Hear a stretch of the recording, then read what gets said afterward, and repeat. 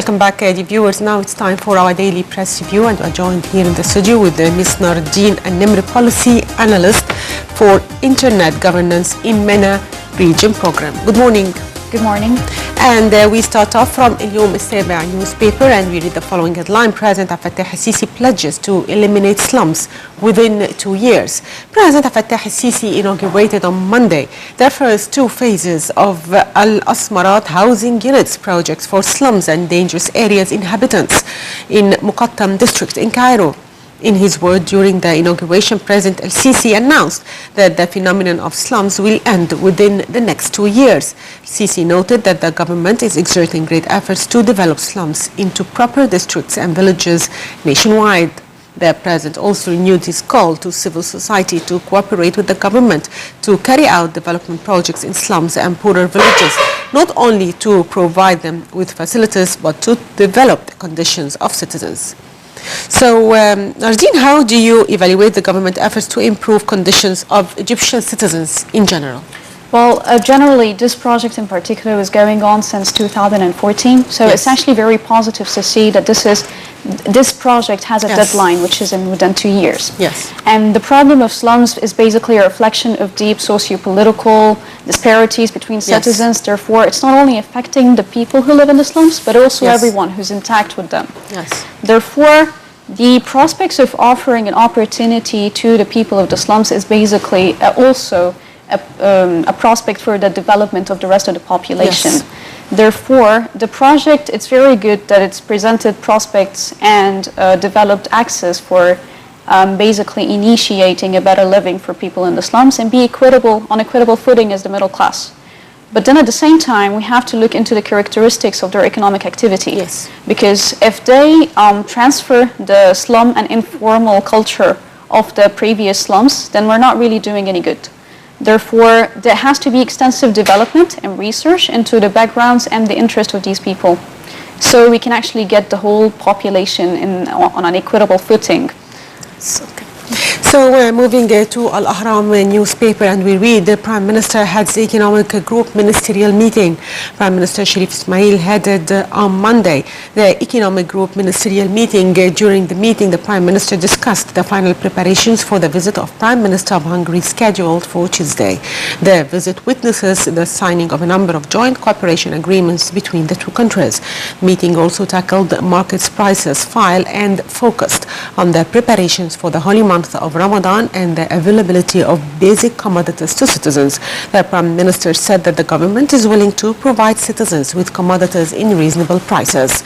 Earlier, the Prime Minister asked head of Central Agency for Public Mobilization and Statistics to provide them with daily reports about the prices in Cairo, Alexandria, as well as other governorates. The Economic Group meeting also tackled local wheat delivering process from farmers. The meeting also focused on the projects that aim to attract investments and the development works underway in national projects, as well as the foreign currency status. So first, let's focus on the significance of the Hungarian Prime Minister visit to Egypt. Absolutely.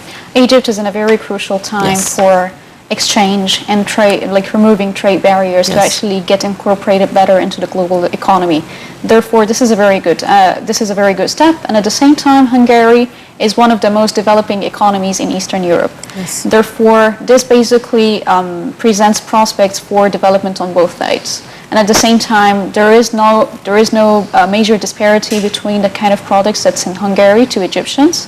Therefore, when it comes into the Egyptian market, it's not going to have a great impact in reducing the purchasing power of the citizens on the one hand, and at the same time, not flooding the market with a burden on the Egyptian products themselves. Yes. Therefore, it's a very good step. It's very well calculated in terms of its impact on the long term on the Egyptian economy, and at the same time in securing that these products are going to be purchased by Egyptians. Moving to Al-Yom Al-Sabi newspaper, and we read the Foreign Ministry holds a meeting to discuss Ethiopian dam. The Foreign Ministry hosted on Monday an important meeting for the work teams of the Foreign Ministry and Irrigation Ministry to discuss the Ethiopian dam. The meeting was attended by Foreign Minister Sameh Shukri and Irrigation Minister Mohamed Abdelati. During the meeting, the Foreign Ministry said that Ethiopia reiterated its position and commitment not to harm Egypt's water interests. The Foreign Ministry said that Egypt has always emphasized the respect and appreciation of the objectives of development in Ethiopia, which was proved in the Declaration of Principles signed on March 23rd, 2015 between the three countries. Egypt, Sudan and Ethiopia have agreed to commit to the Declaration of Principles signed by the presidents of the three countries in Khartoum. Egypt is also in negotiations on the filling of the dam's reservoir. If completed in a short time, it is feared that it could cause a water shortage in Egypt. Earlier, President Fattah al-Sisi and concrete steps to implement the Declaration of Principles. Al-Sisi also stressed the work to reach a common understanding to preserve the rights of the three countries and their peoples and also to achieve mutual gain. So how do you evaluate Egypt's handling of the dam crisis? The current steps that are being taken are actually very positive, and they're different from the previous steps, because usually the problem was dealt as a national security threat. Yes. It is, but at the same time, it's not a military problem. Yes. Therefore, the kind of negotiations, going into deliberations, working on treaties, taking agreements is a very positive step. It is very important to understand that Ethiopia is filling the reservoir for the purpose of generating power. It's not for the sake of having water resources. Yes. While in Egypt, the water is the problem, is the main problem. Therefore, the next prospect for negotiations should be in delivering technical expertise on generation of power to Ethiopians in order to secure that the dam is not going to be filled. Yes. And at the same time, Egypt will secure its share of the Nile.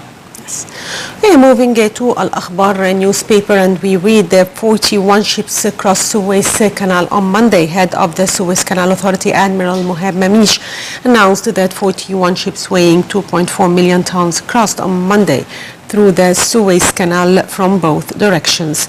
Mamish pointed out that 21 ships weighing 1.1 million tons have crossed through the north of the canal, while 20 ships weighing 1.3 million tons have crossed through the south. He added that the largest ship crossed the canal from the north was a Maltese container ship weighing 147 tons coming from England heading to Singapore, while the largest ship which crossed from the south was a French container ship weighing 163,000 tons. The new Suez Canal is 72 kilometers in length and will increase the revenues of the Suez Canal with about 259% by 2023 to reach about $13.2 billion compared to $5.3 billion before its inauguration. So, Nardeen, how can we attract more investments to the Suez Canal area? What I really find interesting about this piece of news is that there has been a dramatic increase in the number of ships moving in. Therefore, it would be actually very enlightening and interesting to see why did this flow increase. And at the same time, in light of falling, decreasing fuel prices, and at the same time that the very fact of the short distance that is cut through Suez Canal instead of the head of Good Cape. Yes. It's very enlightening to emphasize that the Suez Canal needs more services and more statements that would basically revive the faith in the capabilities of the Suez Canal to decrease the cost of shipping and at the same time offer logistical support that is offered elsewhere. Therefore, by increase of services, logistical support, and at the same time good statements through the media, the prospects of the Suez Canal would be basically increased.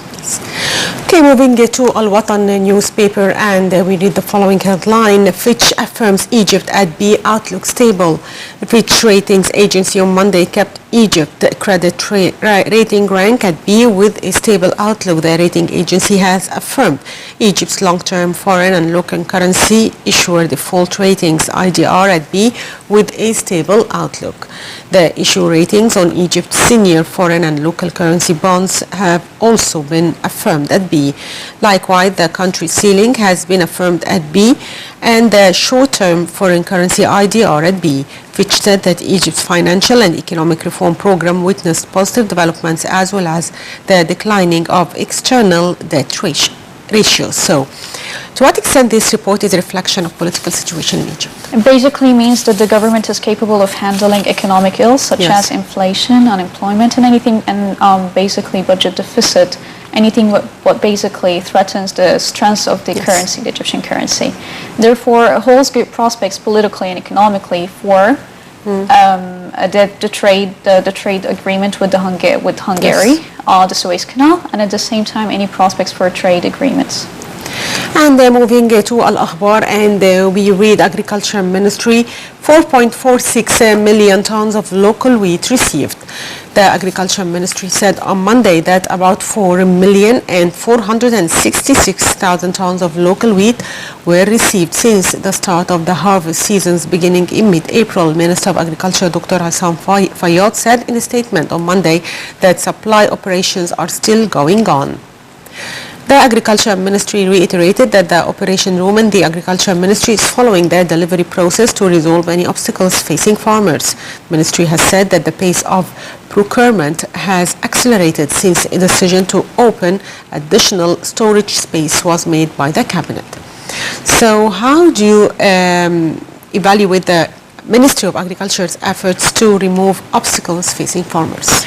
The wheat crisis has basically going on since the beginning of 2016, and at the same time, it was the farmers were reluctant to increase the production of wheat. According to FAO, the reason why the farmers basically did not increase their production this year is the very fact that it's not profitable anymore. Therefore, going from January to May, basically 5 months, the duration of coming up with measures, coming up with incentives, and at the same time hosting deliberations with the farmers, shows that the minister was able to successfully secure the ratio of production that is needed to sustain and be self-sufficient on wheat. And moving to Al-Wafd newspaper, and we read Iraqi forces thrust into the city of Fallujah from 3 directions on Monday, marking a new and perilous phase in the week-old operation to retake the extremist bastion. The drive to recapture the first city to be lost from government control in 2014 came as fighting raged, leaving huge numbers of civilians exposed. Led by the elite counter-terrorism service, Iraq's best trained and most skillful fighting unit, the forces pushed into Fallujah before dawn. The forces have not yet ventured into the city center, but they recaptured some areas in a southern suburb after crossing a bridge and took up positions on the eastern and northern fringes. Now, dear viewers, we have a report on the situation of Iraq, so stay tuned. Iraqi forces thrust into Fallujah on Monday, ushering a new urban phase in the week-old operations to retake the militant bastion that also raised concerns over the fate of trapped civilians. The drive to recapture the first city to be lost from government control in 2014 came as fighting also raged in neighboring Syria. Led by the elite counter-terrorism service, CTS, Iraq's best trained fighting unit, the forces pushed into Fallujah before dawn. The spokesman for the Joint Operations Command coordinating the fight against Daesh in Iraq said the militants had so far resisted mostly with snipers, booby traps, and suicide car bombs. The forces have not yet ventured into the center, but they recaptured some areas in the southern suburb and took up positions on the eastern and northern fringes. The involvement of the elite CTS marks the start of a phase of urban combat in a city where in 2004 U.S. forces fought some of their toughest battles since the Vietnam War. The week-old operations had previously focused on retaking rural areas around Fallujah, which lies just 50 kilometers west of Baghdad. Welcome back. Now, Nardeen, how do you see the situation in Iraq? Iraq has been disbanded back in 2003, and at the same time it was even on the verge of crumbling prior to 2003. Therefore, the attacks that the Iraqi government is launching is basically a challenge to both the Islamic State in Iraq and at the same time to the Kurdish state attempting to seize from Iraq. Yes. What is the Iraqi government exactly doing is that they are targeting ISIS basically in their stronghold, which is in Mosul, up north, and at the same time Fallujah, which is very proximate to Baghdad. It has a strategic location, and at the same time it is strategic in annihilation of the capabilities and power of ISIS. Therefore, if the Iraqi government does this successfully, it is very foreseen and very likely that ISIS will basically demolish from Iraq. And moving to Al-Yom Al-Sabi and some economic news and the performance of the Egyptian stock market. Egypt stock market indices ended mixed. Egypt stock market finished Monday's trading session in the negative territory amid selling operations by Arab and foreign investors, but saw, however, better liquidity ratios. The benchmark EGX 30 closed 0.44% lower to close at 7,452 points. The small and mid-cap EGX 70 rose 0.19% to 374 points. Meanwhile, the broader index EGX 100 edged up 0.2% to 785 points, and the equal weight index AGX 50 went down 0.23% to 1,388 points. The total market value added £448 million, with turnover reaching £382 million against £208 million on Sunday. And then moving to Al-Akhbar newspaper, and we read the rising temperatures for most areas on Tuesday. Egypt is expected to see an increase in temperature on Tuesday, as weather will be warm on the north coast, hot in Cairo and Delta, and very hot in Upper Egypt. Visibility will be reduced by some early morning fog across the north. Low to medium level cloud cover will be seen in the north and east. The Mediterranean will see waves ranging between 1 and 2 meters with a northeastern wind. Waves on the Red Sea will range between 2.5 and 3 meters with a northeastern surface wind. Meteorologists said that the temperatures will reach high of 36 degrees and low of 21 in Cairo. In the Red Sea resorts of Hurghada and Sharm el-Sheikh, the temperature will reach 37 degrees and 36 degrees respectively.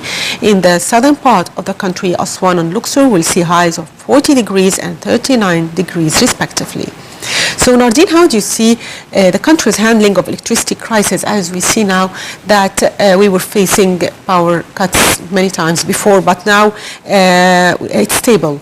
So how do you see the government's handling of power outages? Yes. It's very obvious that the hours cut for power have been dramatically reduced. But then at the same time, the government should put more efforts into increasing the awareness of the citizens on how to regulate their use of power, and at the same time, what could be the most efficient way, power-wise, and at the same time, to generate a climate that's plausible for citizens to live in. Therefore, alternatives for using air conditioners, for instance, could be introduced, and at the same time, a quota or a recommendation of the most power-efficient ACs could be as well acknowledged. Okay, Nardeen Nimre, policy analyst for internet governance in MENA region program. Thank you for being with us. Thank you. Now, our dear viewers, this was the last news item in our press review for today. Stay tuned, and we have the top stories now.